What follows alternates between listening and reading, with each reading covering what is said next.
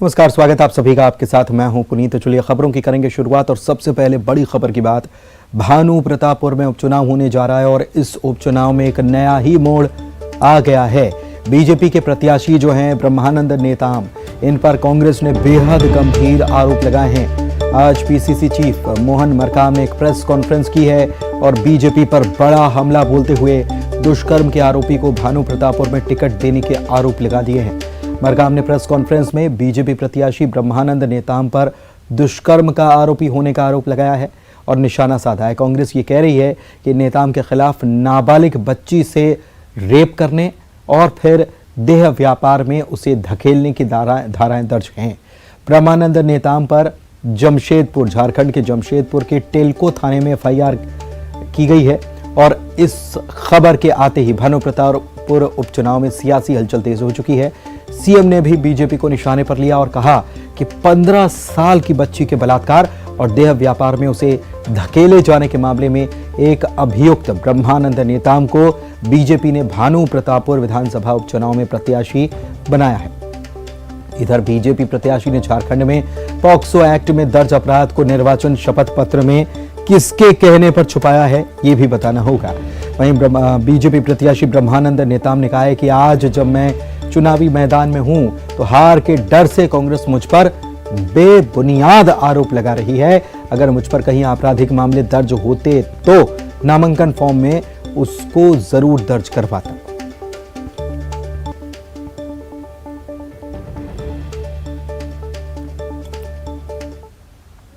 बलात्कार, सामूहिक बलात्कार, देह व्यापार में धकेलने, नाबालिग का देह शोषण का अपराधी है।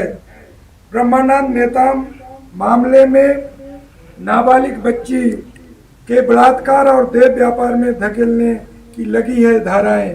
निर्वाचन नाम निर्देशन पत्र में नेताम ने छुपाई है आपराधिक जानकारियां। ब्रह्मानंद नेताम जैसे आरोपी आखिर किस मुंह से खुलेआम घूम रहा है?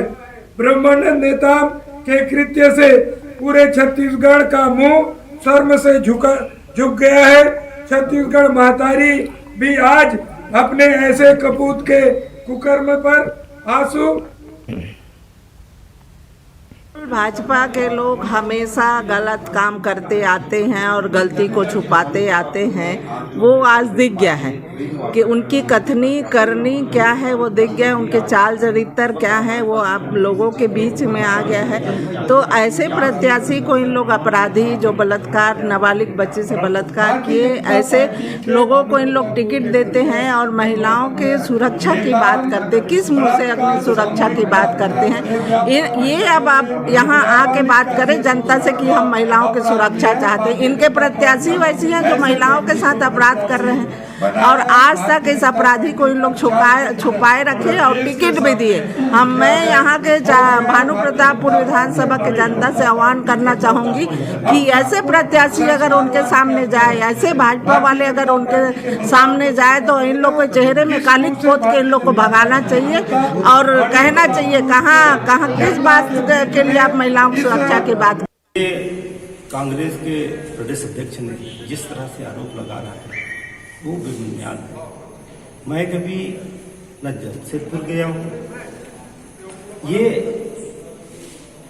2000 की मामला बता रहा है, 2019 की मामला बता रहा है। अगर ये मामला रहता, मेरे को पता रहता तो मैं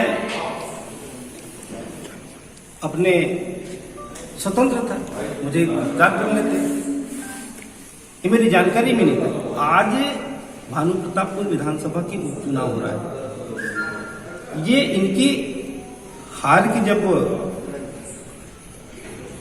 विधानसभा में हार जब दिख रही है तो ये साजिश रच करके, ऐसा षड्यंत्र रच करके मुझ जैसे मेरे चरित्र पर नुकसान पहुंचाने के लिए, धप्पा पहुंचाने के लिए ऐसा आरोप लगा रहे हैं। चुनाव आता है और आरोप लगाना इनकी आदत में है, इनके स्वभाव के अंदर में। मैं मोहन मरकाम जी से पूछना चाहता हूं कि 2019 की बात कर रहे हैं, आप ही की सरकार थी भाई केंद्र में, यहाँ राज्य के अंदर में। क्या कर रहे थे आप?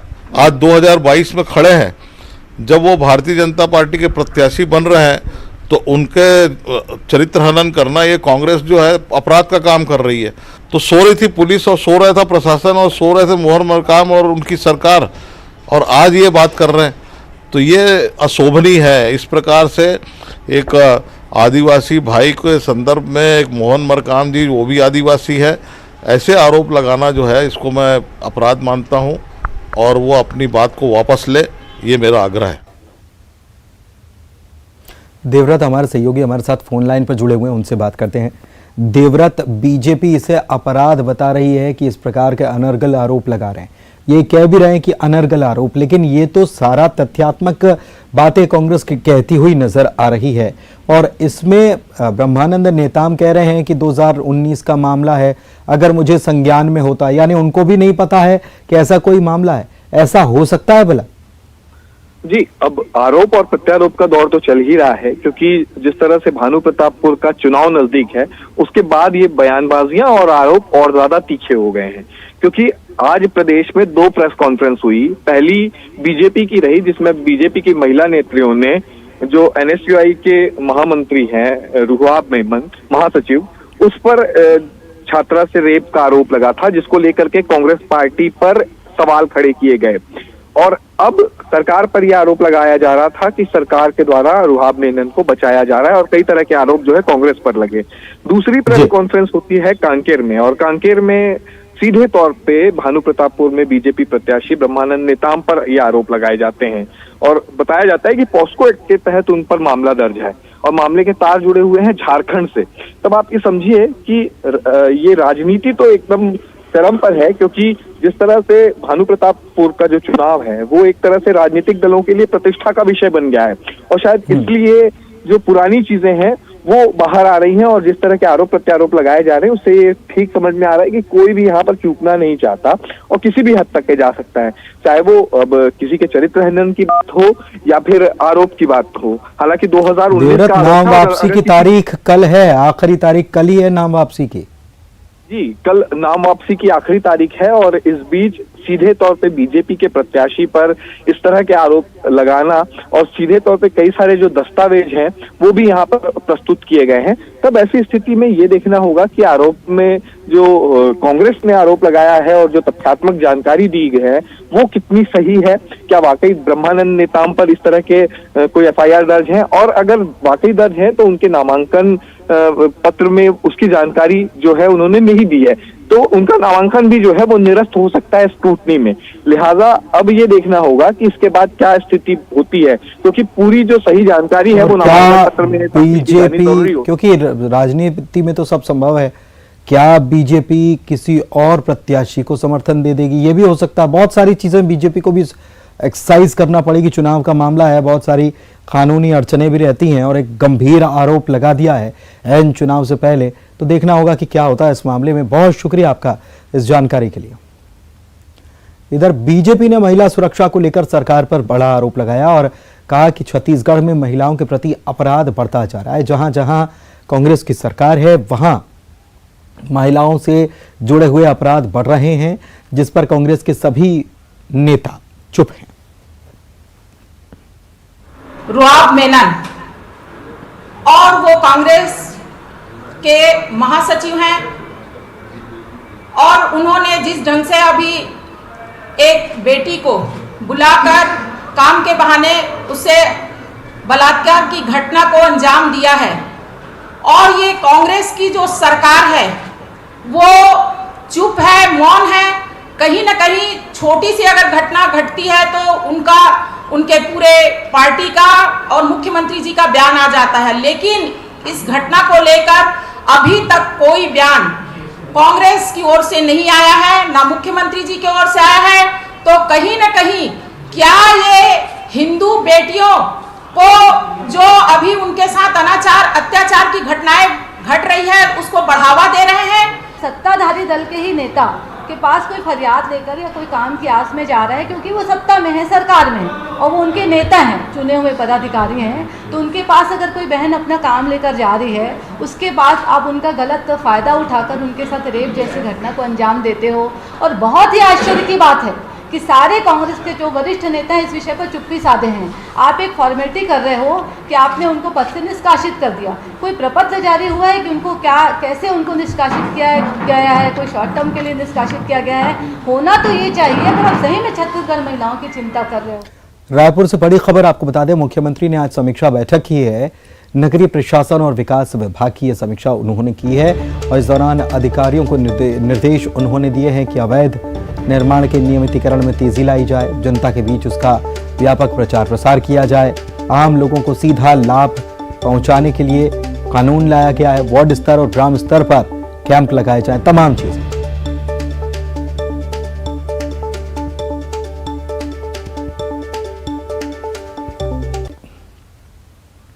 चलिए बढ़ते आगे। भिलाई की युवती की बिलासपुर में हुई हत्या का मामला पुलिस ने सुलझा लिया है। दुकानदार ने पैसों के लेन देन के चलते युवती को मौत के घाट उतारा था।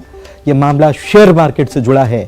पढ़ाई के लिए बिलासपुर गई प्रियंका के परिवार की माली हालत ठीक नहीं थी और वो ट्यूशन कर अपना खर्च चलाती थी। कभी कुछ पैसे शेयर मार्केट में लगाती थी। प्रतियोगी परीक्षा की तैयारी कर रही प्रियंका कोचिंग जाते समय अपनी गाड़ी दयालबंद इलाके में संचालित एक सिटी फार्मेसी के सामने पार्क करके जाती थी और यहीं पर उसकी मुलाकात दुकान संचालक आशीष साहू से हुई और पैसों के लेन देन को लेकर फिर बाद में दोनों के बीच पैसों का लेन देन हुआ। फिर बाद में इसको लेकर विवाद हुआ और फिर दुकान संचालक ने उसकी हत्या कर दी। फुटेज वगैरह से पता चला कि 15 तारीख को प्रियंका सिंह सिटी फार्मेसी दयालबंद में उनकी दुकान पर गई थी और कुछ देर तक बैठी रही और एक बार फिर निकली, फिर गई, फिर निकली, फिर गई, उसके बाद दोबारा नहीं निकली। तो थोड़ा सा संदेह उसी समय सिटी फार्मेसी वाले पर हुआ था, किंतु परिवार वालों के द्वारा ये बताया गया कि वो किसी लड़के के साथ बैठ के मोटरसाइकिल में जाती हुई दिख रही है करके, तो थोड़ा सा उसमें गुमराह हुए। बाकी उस लिंक को छोड़ के फिर पुनः वापस सिटी फार्मेसी वाले आशीष साहू से पूछताछ किए, जिसके खाते के संबंध में जानकारी मिलने पर कि उसका और प्रियंका सिंह का ट्रांजैक्शन करीब 19 लाख रुपए दिख रहा था, जो अप्रैल 2022 से अब तक का था। तो उससे पूछताछ करने पर उसने बताया कि प्रियंका सिंह शेयर मार्केट में पैसा लगाया करती थी और करीब 4-5 लाख रुपए उनको लाभ भी हुआ था, किंतु अभी वर्तमान में दिवाली के समय करीब 11 लाख रुपए का उनको जो उनके पैसे थे शेयर मार्केट में डूब गए थे, जिसको प्रियंका सिंह आशीष साहू से मांग रही थी, जो आशीष साहू न देना पड़े करके गला दबाकर उनकी दुकान में 15 नवंबर को बिलासपुर के दयालबंद में जिस युवती की हत्या की गई गला दबा करके, ये वही मेडिकल शॉप है, सिटी फार्मेसी मेडिकल शॉप है, जहां पर कि युवती को जो दुकानदार है आशीष साहू वो अंदर लेकर के गया, क्योंकि उनमें वाद विवाद पहले से ही चल रहा था। शेयर मार्केट में पैसा लगाने को लेकर के जो नुकसान हुआ था उस पैसे की भरपाई के लिए लगातार जो युवती है वो यहाँ पर आ रही थी और 15 तारीख को भी दोपहर में वो यहाँ पर पहुँची थी और उसके बाद उसका वाद विवाद हुआ आरोपी से और आरोपी उसे अंदर ले गया, शटर गिराया, उसके बाद उसका गला घोंटकर हत्या कर दी। जब वो चीख पुकार कर रही थी उस दौरान उसके मुंह में उसने रुई जो है वो डाल दी ताकि शोर शराबा ना हो सके और उसके बाद फिर आरोपी जो है वो शांत बैठ गया। लास्ट 4 दिनों तक इसी दुकान के अंदर पड़ी रही। जब बदबू फैलना शुरू हुआ, डिस्पोज होना शुरू हुआ लाश का, तो आरोपी जो है परफ्यूम का इस्तेमाल और अगरबत्ती का इस्तेमाल करता था। ऐसा आसपास की जो स्टूडेंट्स हैं वो भी उसकी हरकतों पर निगाह रखे थे, उन्हें भी कुछ ऐसा शक हो रहा था। पुलिस पहले दिन से ही उसे शक के दायरे में लिए हुए थी, लेकिन सबसे बड़ी समस्या पुलिस के साथ में ये थी कि जो यहाँ पर सीसीटीवी कैमरा लगा था दुकान के आसपास में, उसके डीवीआर ख़राब थे। ऐसे में सामने एक सीसीटीवी कैमरा मौजूद था, उसमें पुलिस ने जब सर्च किया तो पाया कि युवती 15 तारीख को यहाँ पहुँचती तो ज़रूर है, लेकिन उसके बाद युवती यहाँ से वापस जाना नहीं दिखाई देता है। ऐसे में जाहिर है कि आरोपी शक के दायरे में था। पुलिस लगातार उसका पीछा कर रही थी। शनिवार को कुछ ऐसे सबूत जो है, कुछ ऐसे क्लू पुलिस के हाथ लगे, जिसके बाद पुलिस ने आरोपी को अपनी गिरफ्त में लिया, उससे पूछताछ की तो आरोपी के द्वारा बताया गया कि शुक्रवार को सुबह 4 बजे उसने बॉडी को कार में रखा और उसके बाद अपने घर की बाड़ी में ले जाकर के कार को पार कर दिया और उसी के अंदर डेड बॉडी है, जिसके बाद पुलिस सख्ते में आ गई और मौके पर जो आरोपी है उसकी निशानदेही पर शव को बरामद किया और फिर उसके बाद आगे की कार्रवाई शुरू की। ये कार्रवाई चल रही थी। उसके बाद एक और सीसीटीवी फुटेज जो है पुलिस के हाथ लगा, जिसमें कि शुक्रवार को जो डेड बॉडी है वो आरोपी कार में रखते हुए और ले जाते हुए दिखाई दे रहा है। ये ऐसे तमाम सबूत थे जिससे स्पष्ट हो गया कि आरोपी जो आशीष साहू है उसी के द्वारा युवती की हत्या की गई थी। अभी पहली नज़र में जो मामला सामने आ रहा है उसमें यही है कि शेयर मार्केट में जो पैसा लगाया था उसे लेकर के दोनों के बीच वाद विवाद चल रहा था। 12 लाख रुपए की जो रकम है वो लगाई गई थी और घाटा लग जाने की वजह से युवती परेशान थी और उससे अपनी रकम मांग रही थी और उसी वाद विवाद के चलते इतना बड़ा जो मामला है वो सामने आ गया कि आरोपी ने उसकी हत्या कर दी। विनोद कुशवाहा, न्यूज़ 18, बिलासपुर। और इसी मामले से जुड़ी बड़ी खबर आपको बता दें, इस मामले में पोस्टमार्टम के बाद प्रियंका का शव भिलाई पहुंचाया गया। अंतिम यात्रा के दौरान लोगों में काफी आक्रोश नजर आया। लोगों ने प्रियंका को श्रद्धांजलि दी और रामनगर मुक्तिधाम में अंतिम संस्कार किया गया।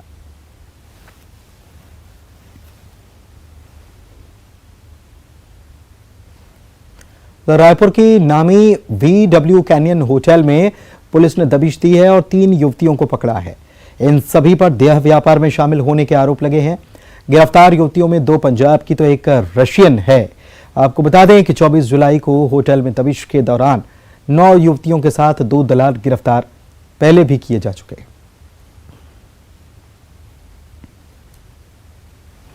पीटैग के तहत एक कार्रवाई कल तेलीबांधा थाना क्षेत्र में की गई है।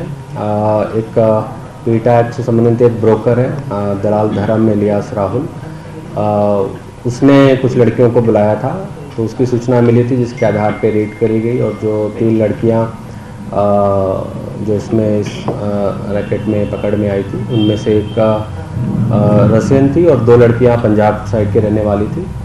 उन लोगों का बयान वगैरह लिया गया है और उनसे कुछ और डिटेल्स भी लिया गया है। जो ब्रोकर है धर्म वह भी फरार है, उसके विरुद्ध अपराध। उधर बलरामपुर में भारी मात्रा में विस्फोटक बरामद हुआ है। नक्सलियों ने इसे छिपा कर रखा था और थलिया गांव से ये सामान की बरामदगी हुई है। इसमें 15 किलो के 3 कुकर बम भी मिले हैं। इसके अलावा electronic detonator, wireless set, mobile phone भी यहां से मिला है। सर्चिंग के दौरान पुलिस को यह कामयाबी मिली है। छत्तीसगढ़ और झारखंड की पुलिस ने संयुक्त रूप से अभियान चलाया था। मोहित गर्ग जो पुलिस अधीक्षक हैं उन्होंने इसकी पुष्टि कर दी है। इधर मनेंद्रगढ़ से एक और खबर, शराब तस्करी के खिलाफ पुलिस ने बड़ी कार्रवाई की है और 2 लाख रुपए की अवैध शराब और एक गाड़ी को जब्त किया गया है। पुलिस ने 4 आरोपियों को इस मामले में गिरफ्तार कर लिया है। मौके से 2 आरोपी हालांकि फरार हो गए। इसमें एक महिला भी शामिल बताई जाती है। खड़गवां थाने के पोड़ी बचरा चौकी क्षेत्र का ये पूरा मामला है।